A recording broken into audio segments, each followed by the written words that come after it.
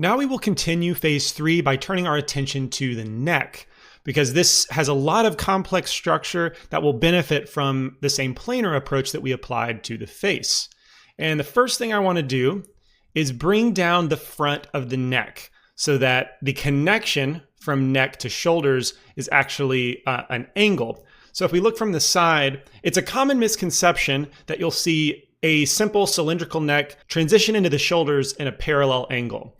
For example, a lot of people, myself included when I first started, think that the neck comes down at this angle and connects at a perpendicular 90-degree angle. And that's not the case. In fact, the angle is actually pretty steep from the collarbone in the front to the top edge of the trapezius.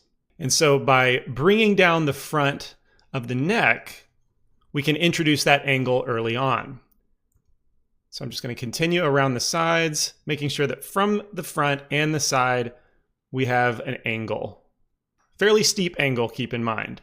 Now that's already reading a little bit better. Also, the very front of the neck comes down to more of a peak than a rounded shape. So I'm going to introduce that a bit as well. Next, we're going to hint at a collarbone, which is on the front edge of our bust here. And with the clay strips brush, I'm just going to build up a simple shelf. And while I'm at it, I'm also going to pinch the bottom of the bust because so far it has this thickness to it. And I really just want it to be kind of straight and sharp. And then everything below this edge, I will simply flatten out with the scrape and smooth brushes. There we go. That shelf just felt a little bit odd to me. All right, now I kind of have to rebuild that collarbone structure. That's not a big deal. Again, clay strips brush, just building up broad strokes until we have a nice shelf. Maybe smooth it back. There we go. And then to continue with this structure, I'm going to grab my Draw Sharp brush, and we're going to cut in a valley about a quarter of the way back, and I mean a quarter of the neck diameter. So let's just draw a couple hash marks here and here. We split that in half, and then in half again, we have the front quarter, and we're just going to draw a line like this. Maybe switch the color of my annotation to be a bright orange or something. There we go. And so with my Draw Sharp brush, I'm going to hold Control. Fairly large brush. Again, my strength sits around 0.3 usually. And let's make the fall off linear to begin with. I'm going to push that in. Okay, then I'll switch over to the sharp fall off, the sharper fall off, and just make that a nice tight crease. Okay, so now we're going to connect the flat plane of our collarbone with the side of the valley that we just cut. There we go.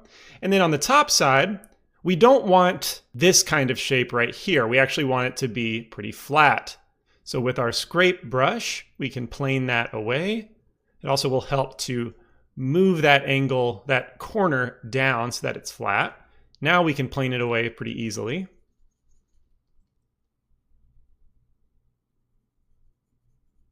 And this valley is a simplification of the transition from trapezius to the collarbone. So if we switch over to our anatomic model, you can see here that all the muscles in the neck, or at least the main ones that we'll be focusing on, closest to the skin, wrap and crisscross through the neck and connect to the clavicle. So there ends up being a valley right along that connection.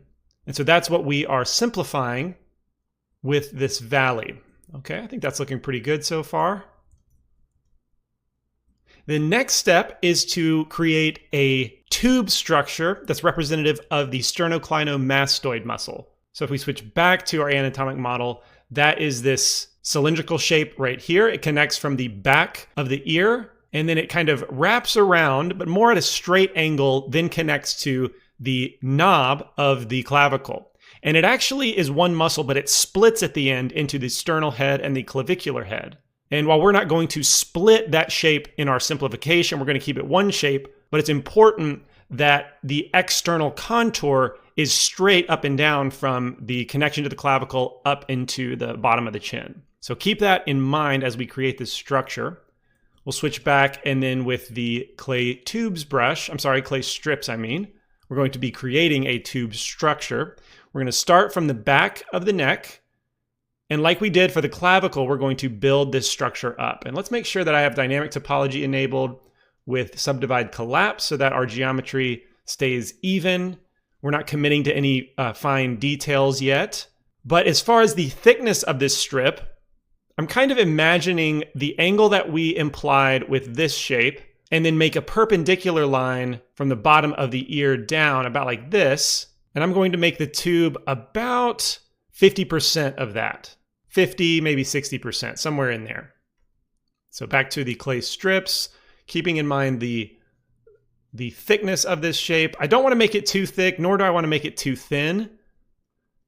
And in all honesty, this part of the neck has been a challenge for me ever since I got into heads, because it just seemed that the neck is so cylindrical, but actually there are some very unique shapes that contribute to an overall cylindrical shape, but the actual components of which are not really cylindrical. And so it was difficult in the beginning to understand the sternocleidomastoid muscle, but hopefully with this method, it won't be so tough for you. All right, so we've got the mass blocked out. I'm gonna look from my front view. And since our beginning shape was a cylinder, it kind of looks like we just attached this mass to the outside of the cylinder, which does not look like the organic neck we're after. And the problem is we need to bring in this shape so it's less of a wrap around the cylindrical neck and it's more of a straight line. So right now we've got more of a curve like this, whereas we want it to be straight like this.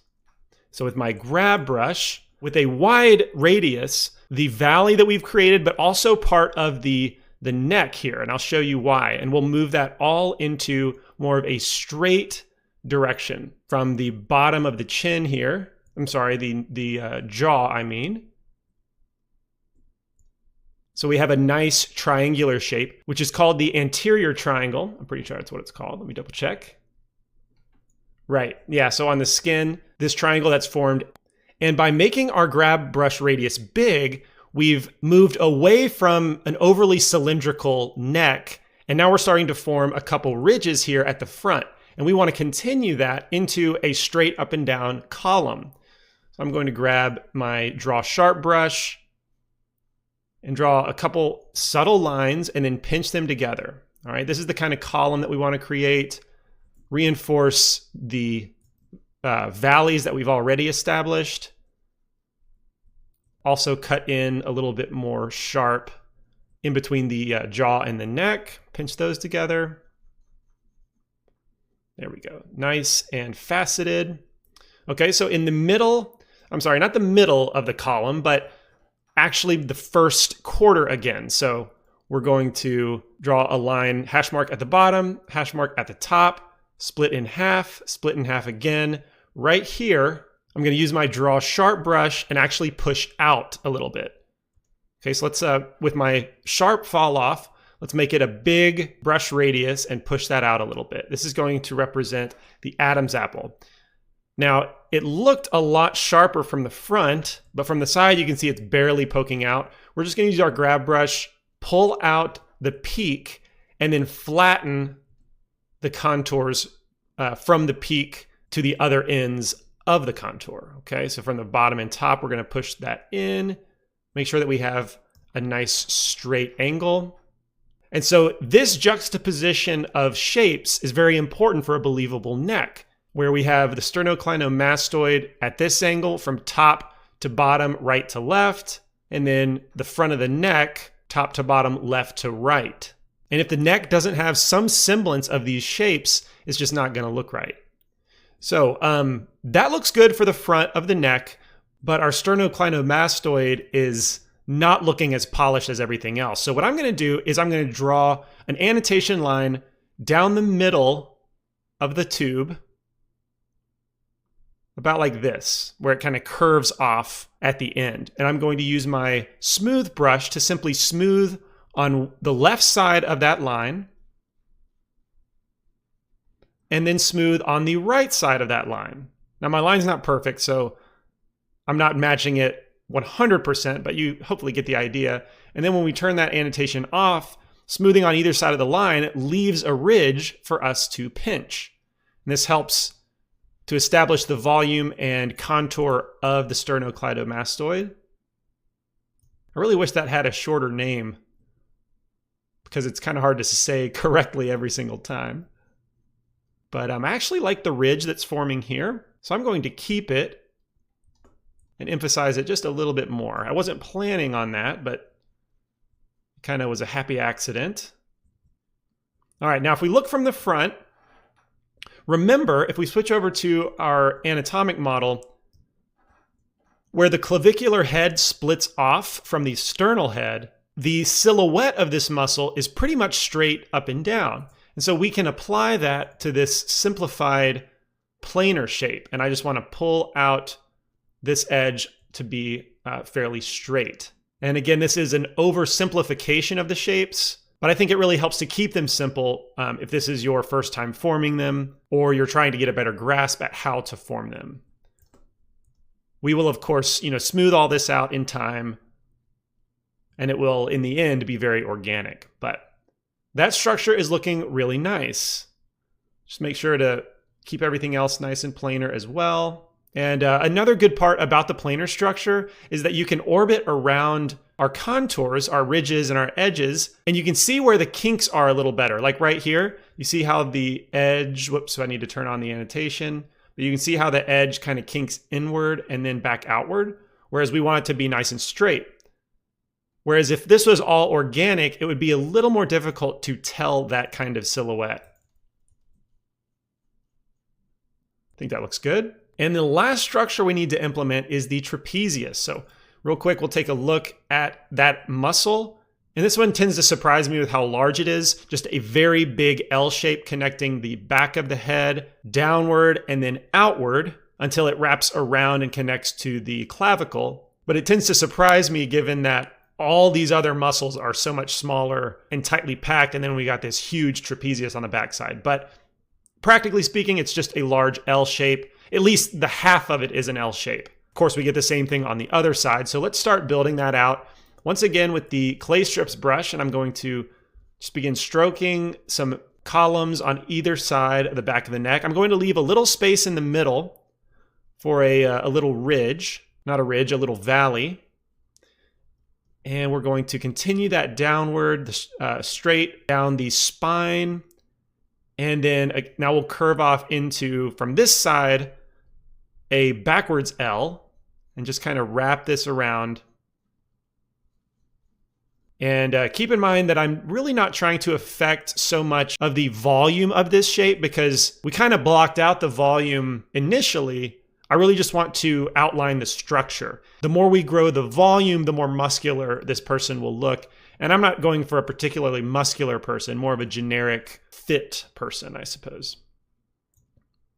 And so with this blocked out, similar to the sternocleidomastoid, I'm going to draw a line basically in the center. I need to turn on the annotation. Let's also remove the existing lines. Try this again. I'm going to draw a line basically down the center and then down the center as it spreads out, okay? So we're trying to keep equal distance on this side as well as this side. All right, and we're gonna use that smooth trick to smooth on either side of our line, which will leave us with a nice ridge that helps us in the planarization of these shapes. All right, so we're just gonna continue smoothing this out. Here we go, we're left with a ridge here in the center. Maybe emphasize that a little bit more with a draw sharp brush. Turn off the annotation so we can see what it really looks like. There we go, not too bad. And actually, this kind of needs to be reversed.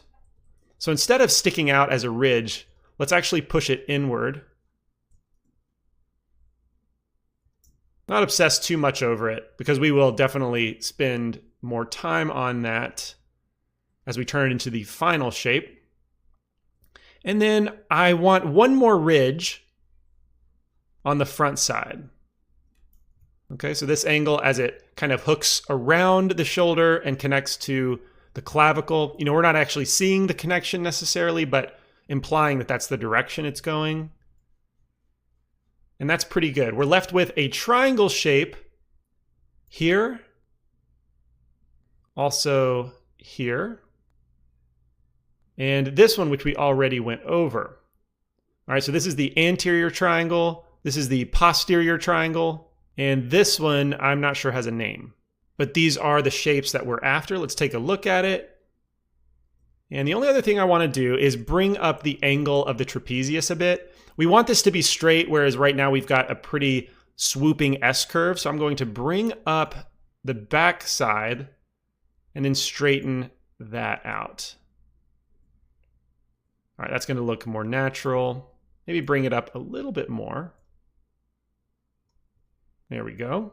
And our neck is possibly, just by looking at it, a little bit on the long side, maybe. Not an unrealistic long, but in the spectrum of human heads, I would say just slightly long. And another thing that I like to do is just cut a sharper line, sharper valley to emphasize the bottom of the occipital bone. And with the trapezius connection, I don't really want this. Okay, I want it to be more like that.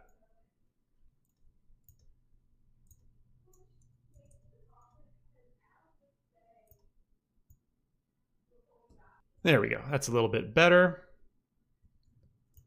Oh, and then this one, I need to polish that. And one thing that I did forget to do in the last video with the back of the head is it's still left over as being very spherical, and that's not really the shape of the skull. Usually it's a little bit elongated. So with a large grab brush, I'm just going to pull that up a little bit. There we go. That's a more believable skull shape. And at this point, we are done blocking out the planes of our human bust. And the next goal for us is to focus on each part of the head and neck and move from planar simplified shapes into the final organic structure.